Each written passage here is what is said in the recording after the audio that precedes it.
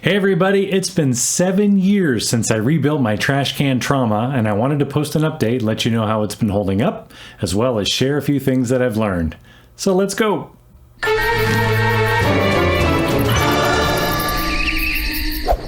This second build 7 years ago has been used every Halloween since, and it has been nearly flawless.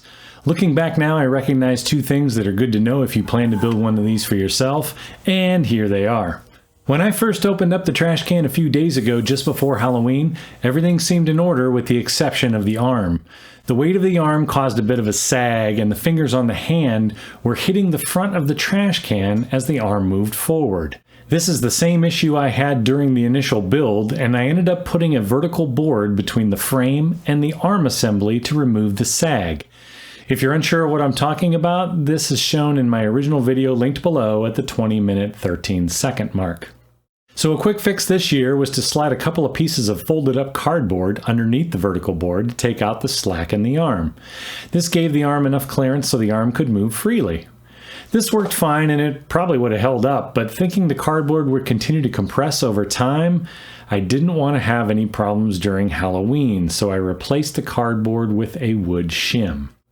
I thought about removing the vertical board to replace it with a slightly longer one, but the wood shim isn't going anywhere, and if it sags a little, I can simply push in the shim a little farther to raise the arm up a bit more. So I think this is a good future-proof solution without any extra work. The other thing I learned was about the air lines. The way I mounted my air valves, the input side of the valves has the air lines entering from the top. Over the years, the weight of the air lines themselves has fatigued them, and I was getting a little bit of an air leak at the input point of each valve.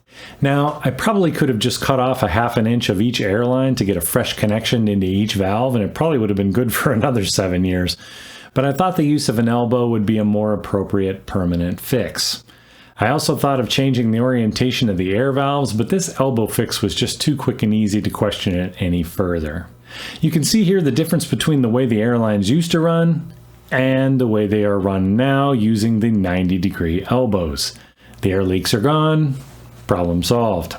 Crazy but true, these two small issues are the only problems I've encountered with this build, and it's been working flawlessly every year. Back in my first video, I thought the use of the vertical board to raise the arm assembly was kind of a band-aid to cover up my mistake. But looking back now, I realize that the vertical board is absolutely necessary because of the weight of the arm itself.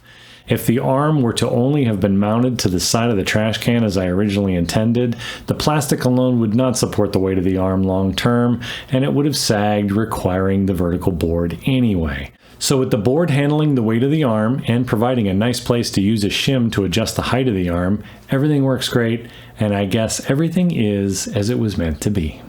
We don't make mistakes. We have happy accidents. Overall, this prop has been fantastic. It's been rock solid, and I couldn't be happier with it.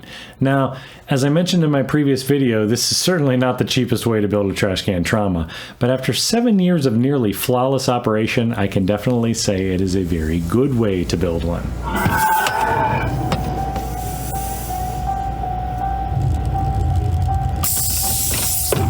That's all I have for you today. I hope you found this helpful. A quick thank you to all my subscribers and followers for sticking with me. It's been a long time between videos, and I sincerely appreciate your support.